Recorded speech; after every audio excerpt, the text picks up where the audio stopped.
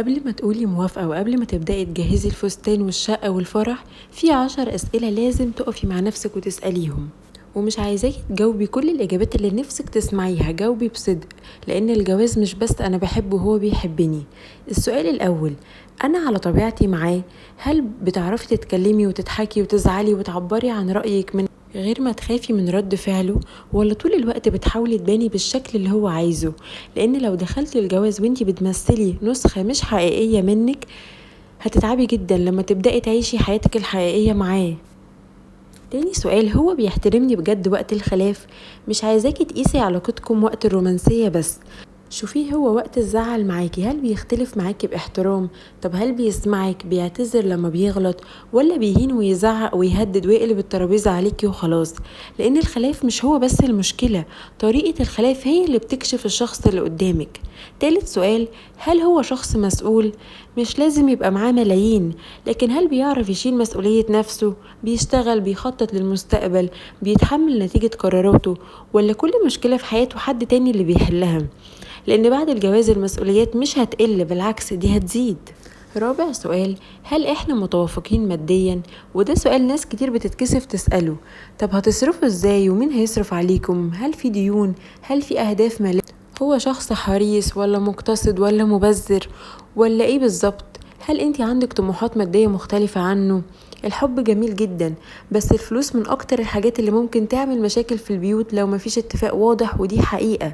اكتر حاجة بيبقى عليها مشاكل بعد الجواز هي الفلوس. خامس سؤال: طب هل عارفة حدود أهله في حياتكم؟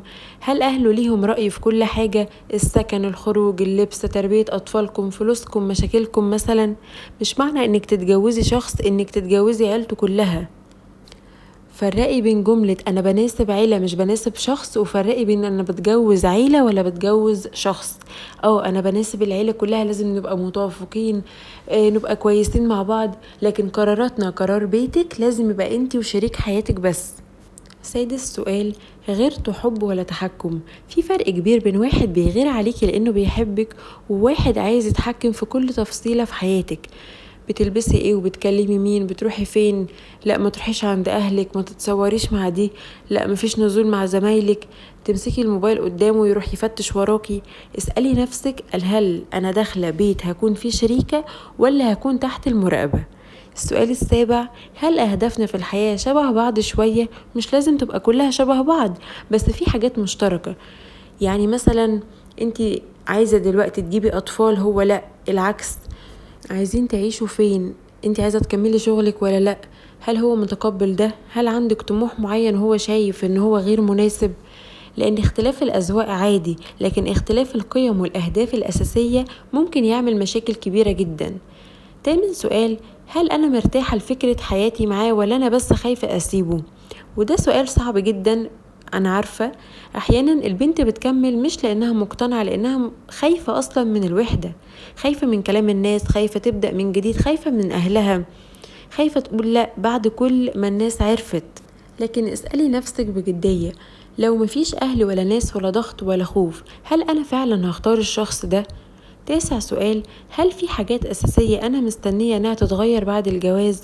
لو انتي داخلة الجواز وانتي بتقولي بعد الجواز هيبطل عصبية وهيبقى مسؤول وهيتغير، وبعد الجواز أهله مش هيتدخلوا وهيبقوا كويسين، وأنا هعرف حدودي كويس وهم هيعرفوا حدودهم، خدي بالك، الجواز مش مشروع لإصلاح شخص تاني. شريك الحياة فعلا ممكن يتغير، لكن لو التغيير بادئ من جواه هو بس، مش من عقد الجواز، عشان ممكن بنسبة 80 أو 90% يفضل زي ما هو بشخصيته الحالية دلوقتي. طب هل هتقدري تكملي معاه؟ فكري فيه بالشخصية اللي هي موجودة عنده دلوقتي. عاشر سؤال: لو الشخص اللي انت هترتبطي بيه فضل زي ما هو بالظبط بشخصيته الموجودة، هل هتقدري تعيشي معاه، ولا هتستني ان انتي تغيري فيه شوية حاجات وهتبقي مش مقتنعة بيها بعد الجواز؟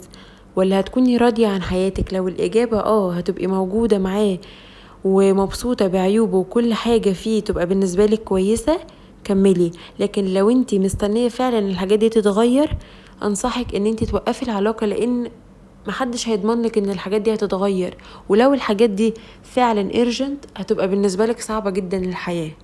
انا مش بقولك انك تدوري على انسان كامل، مفيش انسان كامل طبعا، واحنا كلنا مليانين عيوب، لكن دوري على انسان ينفع تكبري معاه وتختلفي معاه وتتفاهمي معاه برضه وتحسي بالامان وانتي على طبيعتك.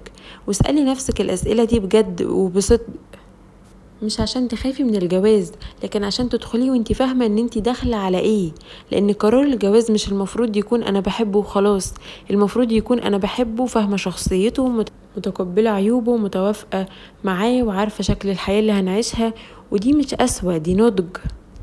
لو وصلت لغاية هنا ما تنسيش تشتركي في القناة وتقولي رأيك في الفيديو، ولو عندك اي اسئلة اكتبيها في الكومنتات. وثانك يو فور واتشنج.